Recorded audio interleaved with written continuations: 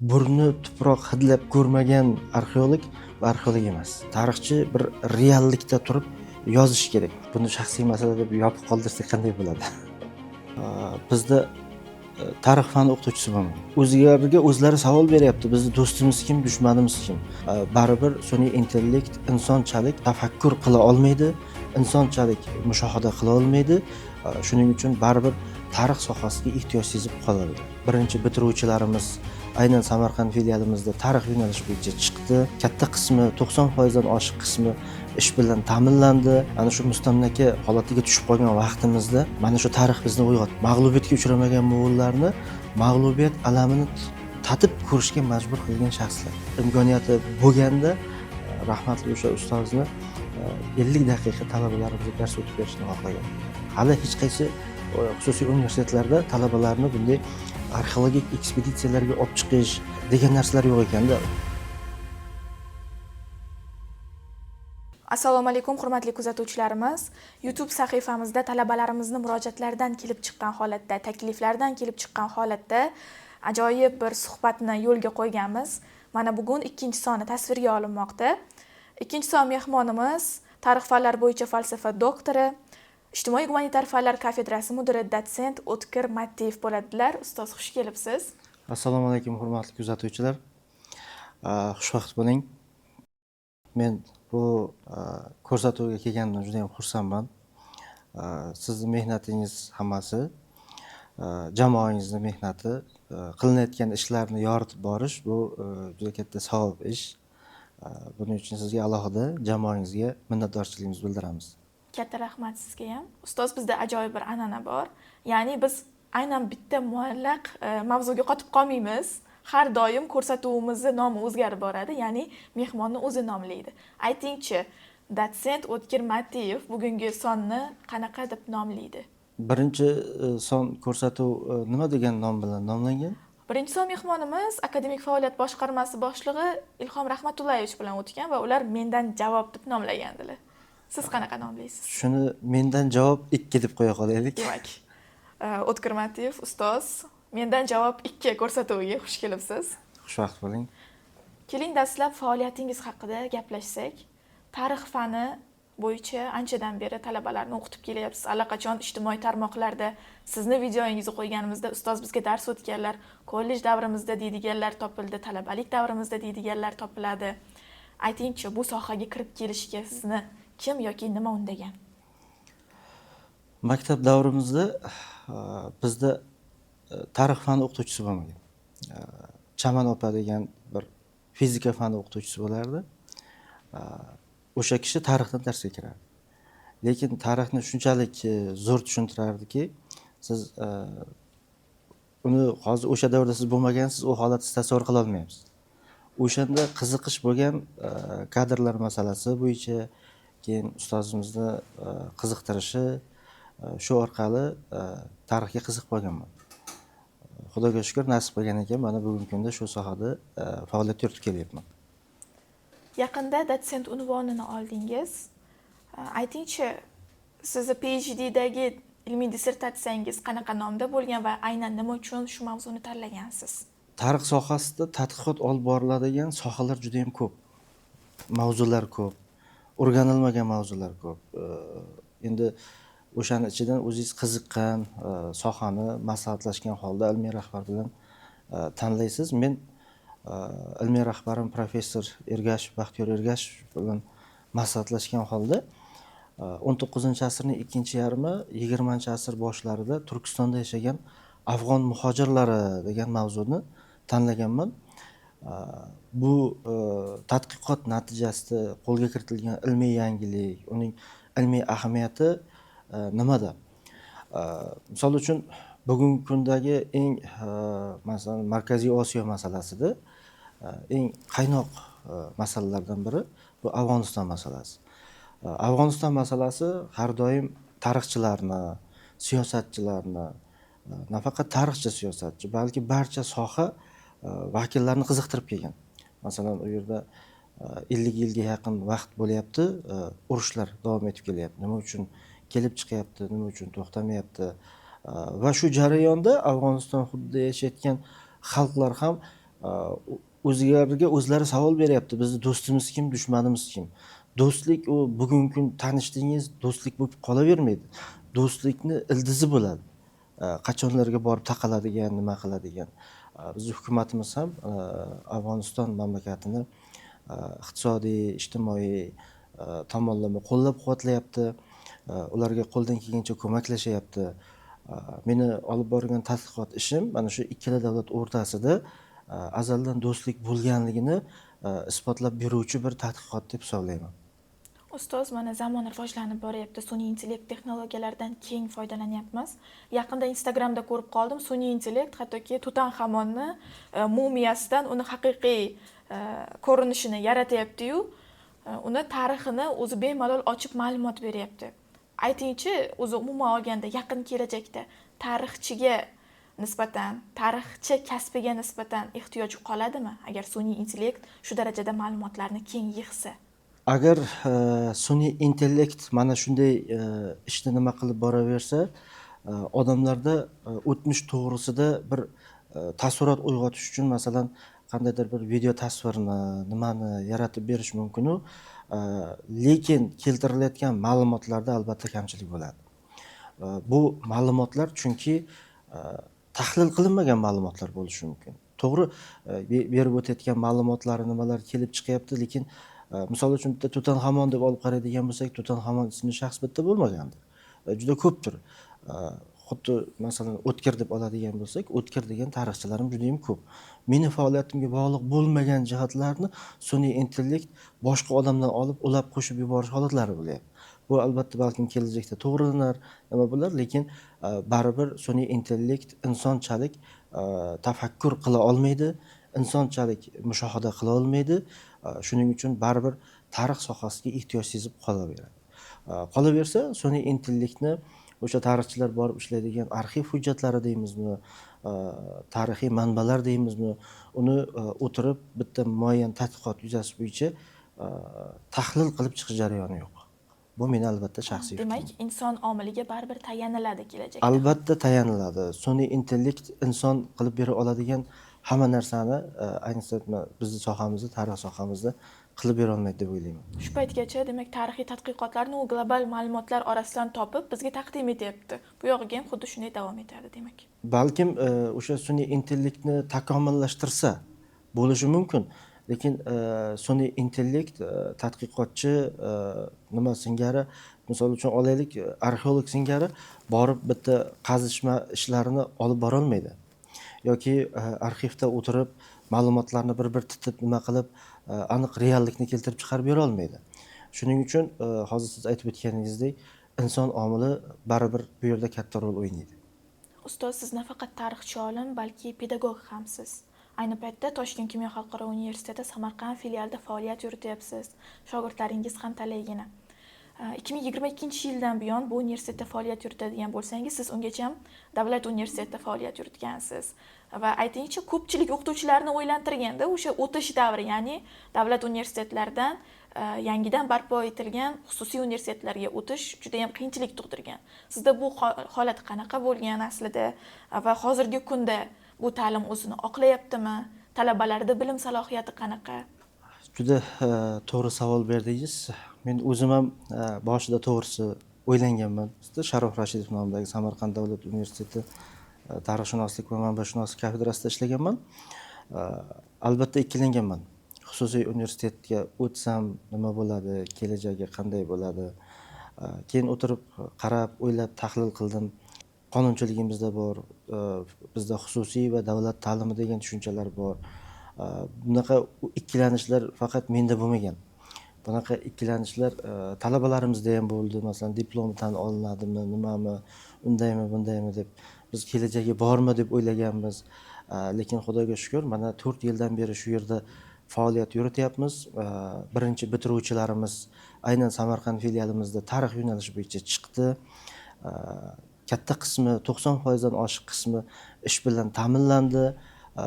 Ular o'zlari telefon qilib chiqib turib, ustoz, mana shu yerga ishga joylashdik, o'qituvchi bo'lish juda ham qiziqarli nima ekan, o'qituvchini atrofida talabalarni aylanib yurishi, savollar berib, tushunmaganini so'rab nima qilib aylanib yurishi judayam baxt ekan degan gaplarni aytganda bu yerga o'tganimdan afsuslanmaganligimni his qildim. Bugungi jamiyat uchun tarixni bilish qanchalar muhim? Judayam bir jiddiy savol O'ylantiruvchi bo'ldi. savol. Jiddiy savol bo'ldi. Xohlaysizmi yo'qmi, tarixni bilishingiz shart. Masalan, men darsga kirgan vaqtimda talabalarga birinchi beradigan savolim nima bo'ladi? Nima uchun tarixchi bo'laman deb tarixni tanladingiz? Tarix keng qamrovli soha bo'lgani uchun uni tugatgandan keyin organ xodimi bo'lish mumkin, arxiv xodimi bo'lish mumkin, kutubxona sohasida ishlab ketish mumkin va hokazo keng tarmoqli bo'lgani uchun tanladingizmi degan savollarni beramanda, keyin aytamanki, shuni o'rniga fizikani tanlagan bo'lganingizda, masalan, arzon elektr toki olish yo'lini kashf qilganingizda bu davlatga juda katta foyda bo'lardi-ku degan savollarni, tushunchalarni aytamanda, lekin bu yerda bir narsani esdan chiqarmaslik kerak. Tarix bu insonni uyg'otuvchi fan. Biz juda ko'p marotaba mustamlaka holatiga tushib qolganmiz. Ana shu mustamlaka holatiga tushib qolgan vaqtimizda mana shu tarix bizni uyg'otgan. Sen kimning avlodisan degan savol. Demak, kimning avlodimiz? Ko'z oldimizga birdan Sohibqiron Amir Temur keladi. Ulkan davlat asoschisi, hech kimga tobe bo'lmagan.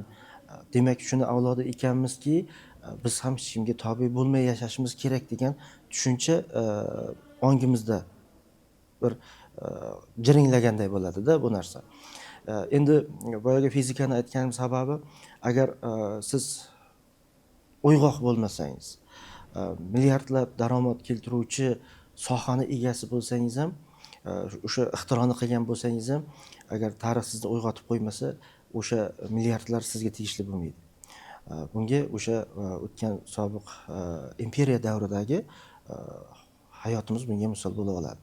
Biz mutaxassis yo'q deyilgan, u deyilgan, bu deyilgan, o'zlaridan mutaxassislar olib kelib joylashtirilgan, qancha moddiy boylik tashib ketilgan va hokazo. Endi ana shu holatda bizni jadidchilik degan harakatimiz yuzaga keldi, bizni uyg'otdi. O'zingni o'zing boshqar, o'zingni hududingda o'zing hukmronlik qil, kadrni o'zing tayyorla, millatni taraqqiyotiga ta'sir ko'rsatadigan illatlardan voz kech degan tushunchalarni ongimizga qo'ydi. Mana shu tushunchalarning o'zi tarix. Agar shu narsa bo'lmasa, balkim qaramligimiz balkim davom etib ketayotgan bo'lishi mumkin bo'lar. Tarix har doim har qanday soha vakili uchun kerak deb o'ylayman. Tarixni bilish kelajakdagi xatolarga yo'l qo'ymaslik uchun zamin yaratadi deymiz-u, lekin tarixdagi xatolarni ko'rib tursak ham, hozir ham shu xatolarni takrorlayotgandekmiz. Misol qilib aytamiz, aynan jadidlar haqida ta'kidlab o'tdingiz. O'sha paytda, ya'ni o'tgan asr, bundan qariyb 100 yil avvalgi jadidchilik harakatida ko'plab jadidlarimiz qurbon bo'ldi shu millat uchun, shu xalqni ilmli qilish uchun, yorug' kelajak tomon undash uchun. Ular halok bo'lishdi, ularni o'ldirishdi. Lekin hozirgi kunda ularni bosib o'tgan yo'lini biz bilib turib ham ko'plab xatolarga yo'l qo'yapmiz. Ya'ni talabalarni o'zida ba'zida ko'ramiz befarqlikni, vaqtdan unumli foydalanmaslikni. Talaba emas, aynan yoshlarda ko'proq ko'ramiz. Ilmsizlik darajasi, to'g'ri kelgan mafkuraga ergashib ketish, o'z fikri bo'lmasligi.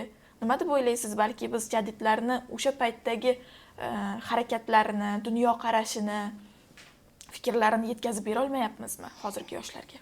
Hozirgi yoshlar masalasida to'g'ri gapni aytib o'tdingiz. Jadidchilik o'z faoliyati davomida jamiyatimizni bittagina jabhasini qamrab olmagan. Jadidchilik jamiyatimizni hamma jabhasini qamrab olgan. U shaxsiy turmushimizdan tortib kamolotga erishishimiz, ilm-fan egasi bo'lishimiz va hokazo va hokazo.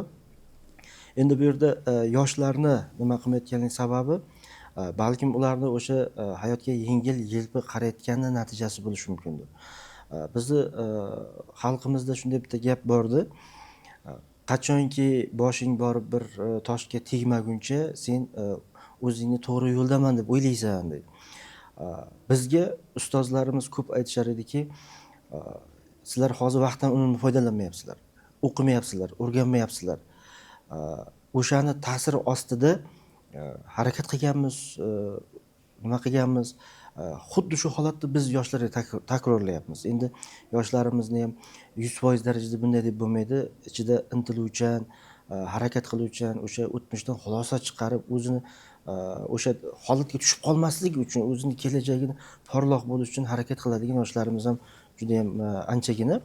Ularning faoliyatida o'sha siz aytib o'tgan jarayonlarni bemalol kuzatish mumkin. Yana bir qiziq savol. Tarixda mutlaq haqiqat bormi o'zi? Tarixda mutlaq haqiqat tushunchasi turli xil qatlamlar tomonidan turli xil shaklda berib kelingan. Masalan, qadimgi Rim nimasini olib qaraydigan bo'lsak, tarixni g'oliblar yaratadi, g'oliblar yozadi degan tushuncha bor. Lekin haqiqiy tarixchilik nimasi shundan iboratki, tarixchi odam hech qachon hech qanday qatlamni hukmiga bo'ysunmasdan yoki hech qanday bir iqtisodiy reja, misol uchun iqtisodiy reja desak noto'g'ri bo'ladi-yu, tuzum desak maqsadga muvofiq bo'ladi. Sotsializm tarafini olib, kapitalizm tarafini olib yoki boylarni tarafini olib yoki kambag'allarni tarafini olib yozish kerak emas. Tarixchi bir reallikda turib yozish kerak.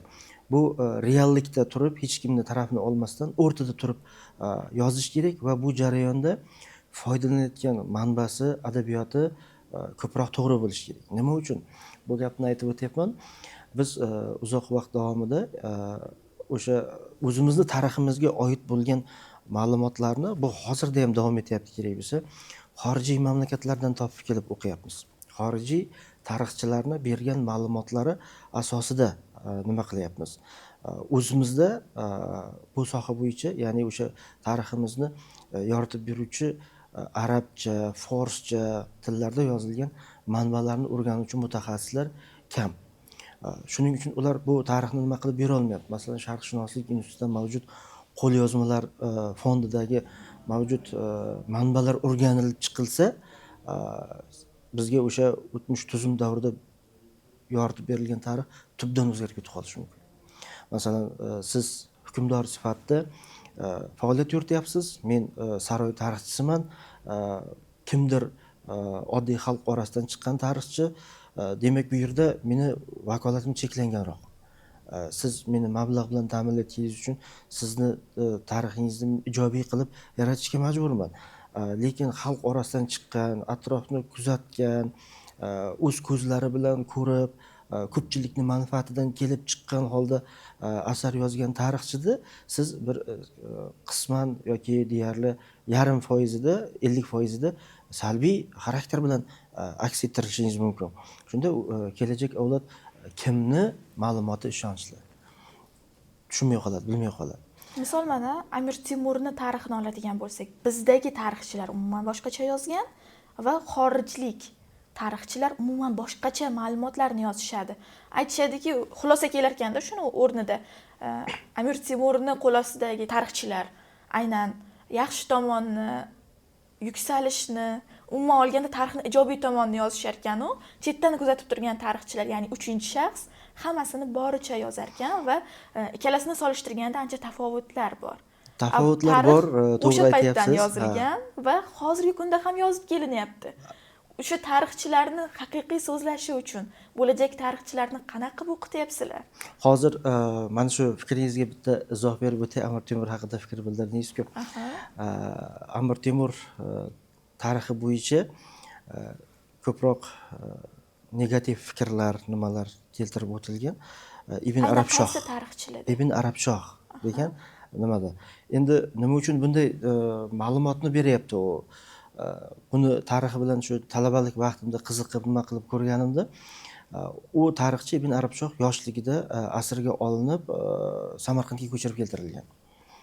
Bu yerda yashagan, demak u vatanidan Amir Temur sababli ajralganda, har qanday vaziyatda bunday odam unga muxolifatni tashkil qiladi. siyosiy muxolifat bo'lib qolyapti bunday olib qaraganda. Chunki uni bergan fikrlari mana oradan shuncha asr o'tgan bo'lsa-da, Amir Temur haqida salbiy fikr bildiruvchi shaxslarga asosiy manba bo'lib qolyapti. Lekin Amir Temur davrida mavjud bo'lgan, yashagan, faoliyat yuritgan ko'pgina tarixchilar ham, masalan Sharafidin Aliyazdiy undan keyingi davrda yashab o'tgan Zafarnoma asarida har bir insonda kamchilik bo'lgani singari uni ayrim xarakterlariga nima berib o'tgan. Biz talabalarimizga mana shu nimani o'rganish jarayonida reallikni keltirib chiqarish uchun, bitta voqelikni yoritish uchun bitta manbaga suyanib qolmaslikni tavsiya qilamiz. Afsuski talabalarimiz bitta manbasi bor, ya'ni ko'chada kimdandir eshitgan gapi. Ko'chada eshitgan gapi bilan men shuni bilaman deb turib surishadi. Shuning uchun uni bu nimasi oxiri yaxshi nima bilan tugamay qoladi. Tarixchi albatta bir nechta manbalar, boshqa tillardagi manbalar o'rganish, ularni taqqoslash, qiyoslash asosida o'zini ilmiy xulosasini berish kerak bo'ladi. Ana shu ilmiy xulosasi bu tarixchini muayyan bir davr yuzasidan, muayyan bir shaxs yuzasidan berayotgan ma'lumoti bo'ladi. Bu kelajakda boshqa tarixchilarni faoliyatiga yoki ijobiy yoki salbiy ta'sir ko'rsatishi Demak, mumkin. tarixni yozib borishda ham shaffoflik, adolat tamoyillariga tayanish kerak. Ya'ni siz aytgan tarixchi o'sha paytdagi alamzadaligi bilan Amir Temurni bor salbiy tomonlarini yozishga, uni ko'pirtirib ko'rsatishga kerak bo'lsa harakat qilgan. Hozir ham kuzatamiz. Misol, siz qaysidir bir talabaga salgina adolatsizlik qilsangiz yoki sal qattiq gapirib qo'ysangiz, u sizni yomon deydi. O'tkir Matiyev yomon domlaga chiqadi. Yaxshi gapirganingiz bo'lsa yoki u adolatli baho bera oladigan bo'lsa, sizni qattiq gapirganingiz, qilgan tanqidlaringiz asosli ekanligini ayta oladi. Demak, hozirgi kunda talabalar tarix nafaqat tarixchi, balki tarixni yozuvchi ham. U hozirgi vaqt kelajakda tarix bo'lishini biladi va uni yozib borayotgan insonlar hisoblanadi. Demak, o'qitishda adolat, shaffoflik, tarixni to'g'ri yozishni demak singdirib kelyapsizlar, to'g'rimi? Shunday bu yerda pedagogda juda katta mas'uliyat bor. Bu meni o'zimning shaxsiy fikrim albatta. Pedagog nima ish qilyapti? Masalan, men tarixchi sifatida, pedagog sifatida, olim sifatida men nima ish qildim? Meni ishimni qilgan, yozgan ilmiy tadqiqotlarimni, yozgan kitoblarimni kelajakda o'sha men yetishtirayotgan talabam tahlil qilib, kelajak avlodga yetkazadi. Demak, uni tarbiyalashga, to'g'ri yo'naltirishga men majburman. Mana shu nuqtai nazardan harakat qilsak, u ya'ni reallik asosida faoliyat yuritishni talabaga o'rgatsak, bu foydadan xoli bo'lmaydi albatta.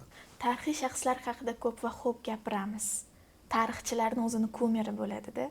Tarixni o'rganib borish jarayonida tarixiy shaxslarni ayrimlari sizning ham kumiringizga aylanib ulgurgan.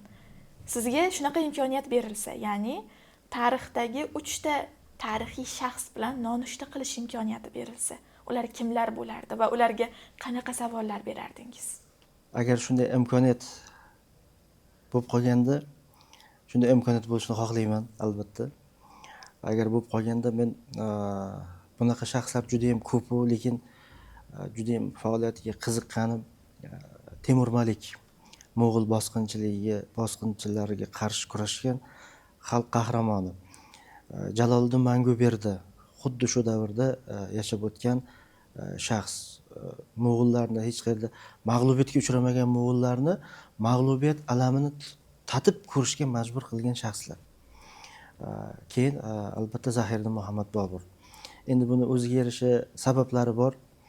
Masalan, Temur Malikka to'xtalib o'tadigan bo'lsak, men kuzatuvchilarimizga shu Temur Malik to'g'risida yozuvchimiz Mir Muhsinning Xo'jand qal'asi degan kitobi bor. O'shani tavsiya qilaman. Jaloliddin Manguberdiga to'g'risida Nasaviyni Siyrat as-Sulton Jaloliddin Mankburni degan tarjimai hol biografik asari bor. Zahiriddin Muhammad Boburga to'g'risida Boburnoma va ko'proq badiiylik nuqtai nazaridan yondashadigan bo'lsa, Pirimqul Qodirovning Yulduzli tunlar asarini tavsiya qilaman. Mana shu asarlarda birinchi e'tibor qaratilayotgan narsa nima?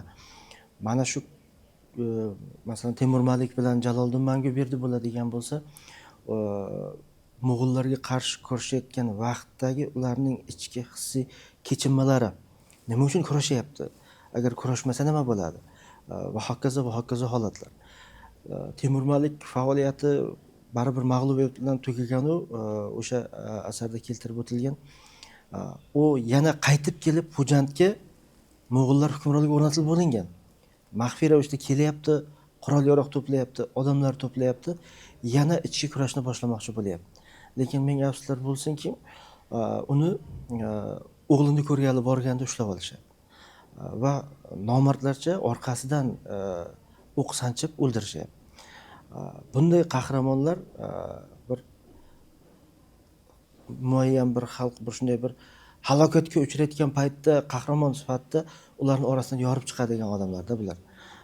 Temur Malikning shu jihatlariga masalan Jaloliddin Manguberdining o'sha yurt ozodligi kurashi uchun hech kimni ayamaganligi, o'sha vatan mustaqilligi degan tushuncha unda birinchi raqamli tushuncha bo'lganligi meni juda ham qoyil qoldiradi. Zahiriddin Muhammad Bobur faoliyatini olib qaraydigan bo'lsak, Zahiriddin Muhammad Bobur yoshligidan taxtga chiqyapti, lekin juda katta qiyinchiliklarga duch kelyapti. U hattoki mana shu siyosat masalasida yakkalanib, tog'alari, amakilari tomonidan taxtdan mahrum qildirib tashlanyapti. Hech qaysi yordam bermayapti. Va u nol qiymatdan shunday bir buyuk saltanat Boburiylar sulolasiga asos solyapti. Lekin ming afsuslar bo'lsinki, uni bu niyati o'zimizning mamlakatimizda, o'zimizning hududimizda emas, qo'shni davlat Hindistonda bo'lyapti. Yaqinda o'tgan yili 2025-yilda serjantlar tayyorlash maktabida Zahiriddin Muhammad Bobur tavalludi munosabati bilan konferensiya bo'ldi. O'sha konferensiyada yig'ilgan olimlar aytib o'tyapti, men ham shu fikrni o'z maqolalarimda keltirganman. Masalan, siz bir mamlakatsiz, sizni kelib men bosib olyapman. Sizni fuqarolaringiz menga xayrixoh munosabatda bo'ladimi? Yo'q. Albatta yo'q. Lekin Boburni Hindistondan kutib olishmagan. Boburni o'zlarini bir nimasi sifatida ko'rishgan. Chunki Bobur Hindistonga kirib kelgan vaqtida askarlariga boshqa hukmdorlardan farqli ravishda xalqni talamaslik to'g'risida buyruq berib qo'ygan bo'lgan. Qolaversa o'sha Hind xalqini taraqqiyotiga to'sqinlik qilayotgan o'zlarining diniy urf-odatlari, nimalari bor, o'shalarni yo'q qilgan. Misol uchun bittasi o'sha vafot etgan erga qo'shib, ayolni ham qo'shib yoqish. Er o'lib ketibdi, ayolda nima? Ularning farzandlari bor, ularni kim boqishi kerak? O'sha jarayonlarga e'tiborni qaratgan. Qisqasi bir so'z bilan aytganda, Bobur u yerni talash uchun emas, u yerda bir katta bir saltanat tuzish, o'zini izini qoldirish maqsadida bo'lgan. Aynan shu jihatlari meni qoyil qoldiradi. Agar yana imkoniyati bo'lsa, yana nonushta qiladigan tarixiy siymolarimiz bu yerda juda ham ko'p. Hozircha shu uchalasi menga yetib turibdi hozir. Tarixda qolgan tarixiy shaxslar ham ko'p va tarixchi olimlar ham ko'p. Ularni aksariyati afsuski juda ham katta qismi gavharlarimiz hozir bu dunyoda emas. Aytingchi, xuddi shu savolga o'xshagan savol beraman sizga. Shunaqa gavhar tarixchi olimlardan qaysi biri talabalarimizga kelib hozir bir para dars o'tishini xohlardingiz yoki o'sha tarixchi olimni darsiga kirgan bo'lardingiz o'zingiz talaba bo'lib?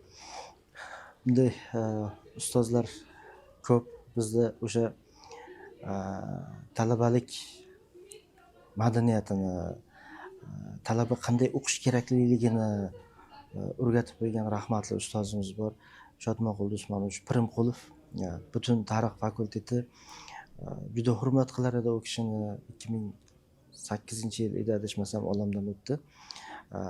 O'sha kishini dars jarayonida kimdir undan hayiqib o'tiradi, kimdir qiziqib, lekin men hech qachon bir hayiqish nima sezmaganman.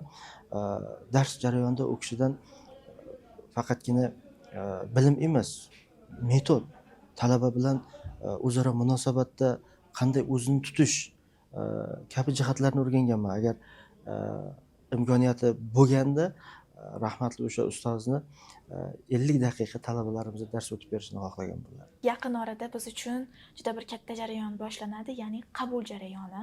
bu hamma universitetlar uchun teng ravishda olib boriladi. Siz hozirgi o'qishga topshirmoqchi bo'lgan abituriyentlarga 3 ta tavsiya beringki, ular oliygoh tanlashda qoqilishmasin, yo'nalish tanlashda qoqilishmasin va shu bilan birgalikda talabalik davrini saviyali va o'zlari uchun foydali qilib o'tkazishsin. Bu tavsiya berish, nima qilish mumkin, lekin albatta bolani o'zini xohishi bo'ladi. O'zini qiziqishi, dunyoqarashi bo'ladi. Hozirgi yoshlar erta bir umr afsuslanib o'tmasligi uchun yoshligidan o'zi qiziqib kelayotgan sohani tanlashga harakat qiladi. Lekin tashqi ta'sirlar, misol uchun ota-onasi bu sohangni kelajagi yo'q, erta kim bo'lasan degan, erta ro'zg'oringni ham yurita olmaysan bu sohang bilan deb turib, ularga to'sqinlik qilishga harakat qiladi. Lekin bu jarayonda qo'yib berish kerak deb o'ylayman bolani o'ziga. Balkim u o'sha sohani trend darajasiga olib chiqadi. Balkim u o'sha sohani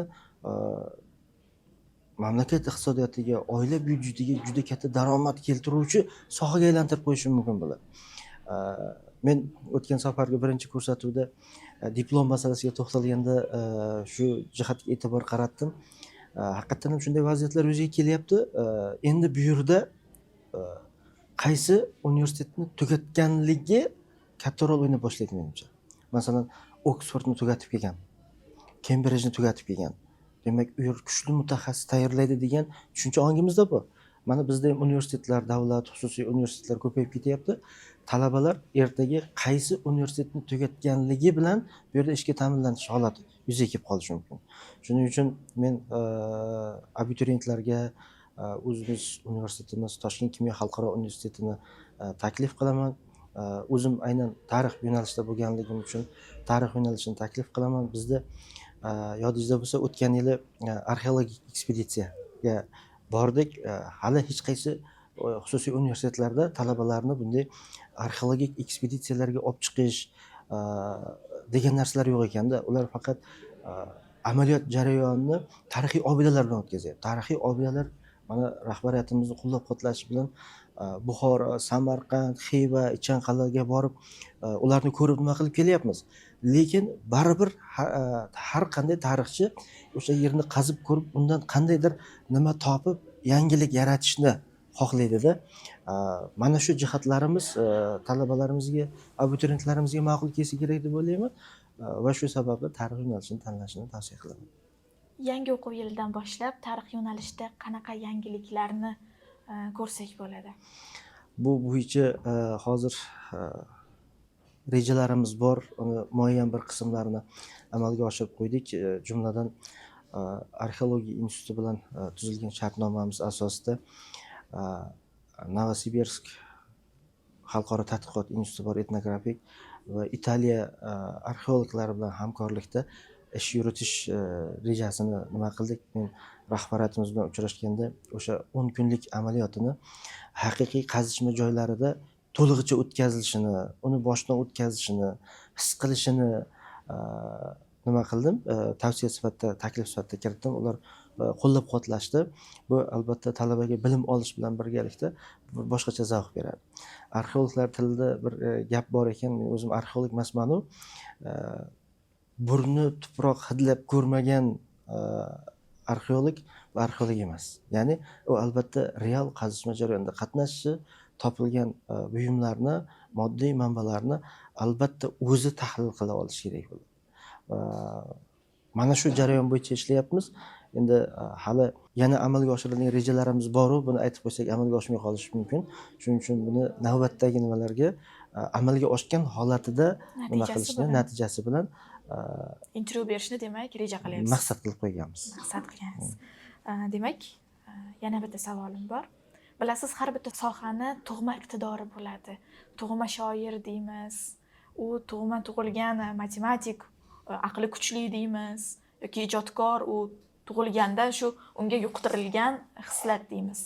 Tug'ma tarixchilar qanaqa bo'ladi? Tug'ma tarixchilar, oddiy misol aytaman. Men o'zimni tug'ma tarixchi bo'lsam kerak deb bilaman, chunki arxeologiyaga juda ham qiziqaman. Kichkinaligimda shunaqa odatim bor edi. Endi bolaligimizda miflarga juda ishonar ekanmiz-da. Yangi hovliga ko'chib o'tganmiz.